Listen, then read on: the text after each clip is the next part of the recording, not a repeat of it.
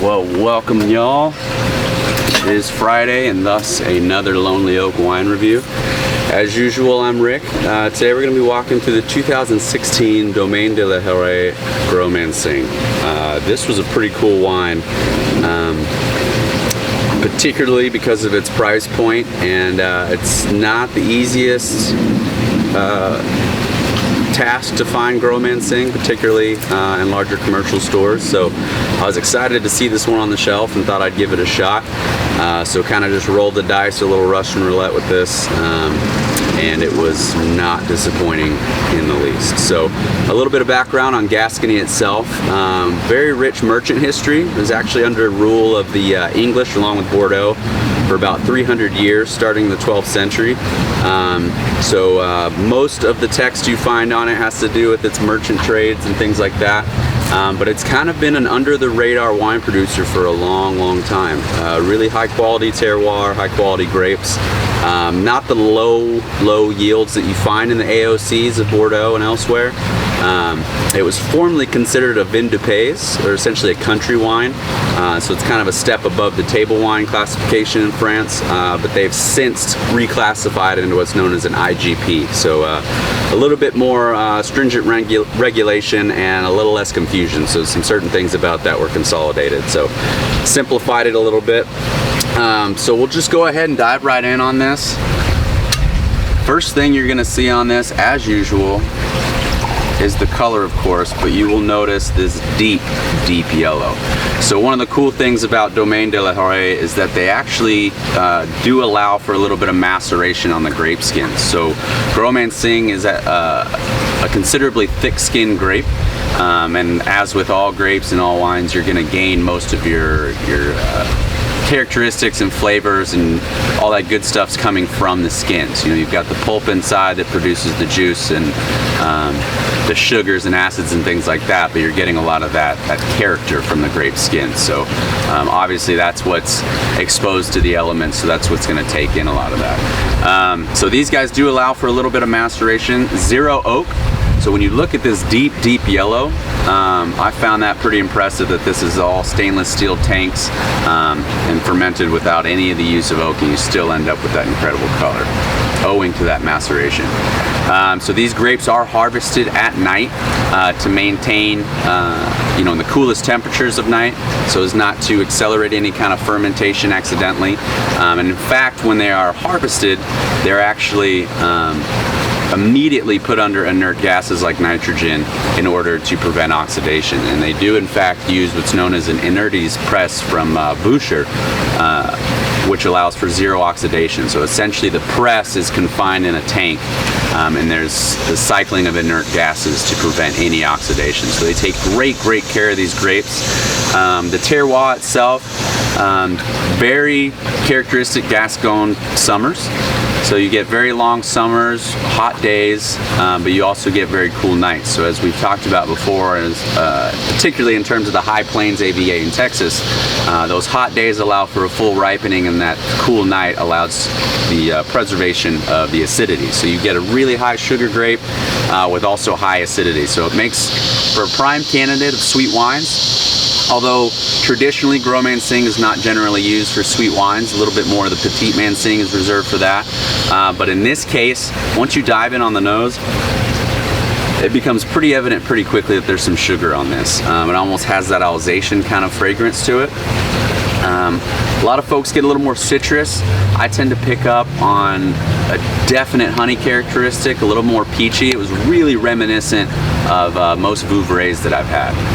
So that's really exciting, because anyone who knows me knows that my absolute favorite whites are Chenin Blanc, particularly from that Vouvray region in the Loire Valley of France. So medium to light body, pretty good legs on it. I mean, it is somewhat of a glass coating wine, and then develops down into those legs. Getting in on the nose, like I said, in terms of the fruits, I'm mostly getting, like I said, the peach, and there's a little bit of pear behind it as well. And of course you get that beautiful honeyed sweetness.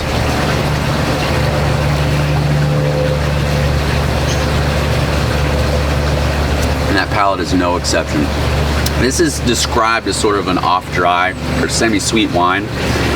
I tend to be a little bit more sensitive to the sweetness and sugars in wine, so it came off pretty sweet to me, but not a bad thing at all. I mean, it's very well balanced. You do get that tart acidity along with it, so it's just not a big sugar bomb. You know, you get some of those cheaper Rieslings and things like that that just, you know, Moscatos and of a certain degree, it's a little much. But this one, beautifully balanced, a very good food wine, particularly with those spicy foods such as Asian dishes, and also those some of the Texas cuisine that we tend to see, obviously with some spice in it. So in terms of a fusion of dishes, it'd be great with some fish, but along with those vouvrays, I would prefer it with some pork.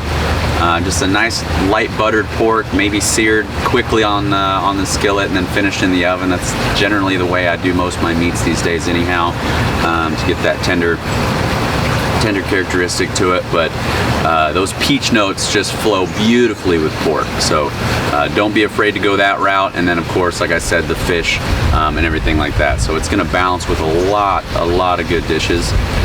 These guys, Domaine de Herre, are also certified as a high environmental value. So as of 2017, and they also do not add any sulfite. So they actually use certain biochemical protection, specifically the yeast that they use, so as not to add any sulfite. So for those who are sensitive to sulfites, this is going to be an excellent candidate for that. And one of the great things about Gascony, I've had a few wines from there, and each one has exceeded their price point for sure. It's like I said, it's got a rich history, but it never had that quality associated with Bordeaux and some of the other English-controlled areas of France. So you don't get that price point that comes along with some of those more notable regions. So this one is a whopping $13, give or take. I think the global average is about up to $24. But if you go to some of the bigger box stores, like your Total Wines and Specs and things like that, you're definitely going to find it for a pretty reasonable price. And it jumped out at me. You'll find it along those miscellaneous whites, and do get out and try this wine. I don't think I mentioned on the palate, you get the same fruit notes on the nose. I love when a nose and a palate just blend perfectly together. So my sister, who is not a notable white wine fan, it has been my mission to convert her, as it is with most of my clients and everything. Anyone I work with, I love being able to take something they say they don't like and find a way, or find a wine that they're gonna like in that category. So a lot of people come to me and say, oh, I'm not a white person. So in this case, she said that she has been transformed and converted. So it's taken a few tries, but I think the balance of sweet to acidity was particularly enjoyable for her. So for those of you that don't normally approach whites, this again is an incredible candidate. It kind of falls into its own little category, along with those Vouvrays and things like that. So get out and give it a shot. Promote the Gascony region there in the southwest of France. They are producing some incredible stuff without that price tag. So get out there and give it a shot. And that's pretty much going to cover it. It was a quick one today. Not a lot to go into. As far as my categorization of this, absolutely a porch pounder. As you can see, you may notice a little bit of a change of scenery. I'm not under my traditional oak. I'm actually up here doing a little house sitting and dog sitting for some family. So a little time poolside, a little change of scenery, and I am going to finish this bottle as soon as I turn this camera off, and enjoy the porch pounding aspect of it. Although I would definitely use it as a foodie as well. I didn't particularly pair this. I did eat it with some salmon, some breaded salmon, which came off wonderfully, a little bit of asparagus. It was kind of interesting though. When I initially tasted it, there was a touch of bitter, but as I went into the asparagus, which is notably difficult to pair with, there was not a clash of bitterness. So in terms of wines to pair with your vegetal dishes and salads and things, although I didn't quite dive into it, I would be curious to see how well this does, as salads are notoriously difficult to pair with. So give it a shot. If you're not a big meat fan, don't be afraid to mix it with your vegetables and go that route. All I did was butter and salt that asparagus, and it was beautiful. So a quick run through. I went a little long last week, so I kept it short this time.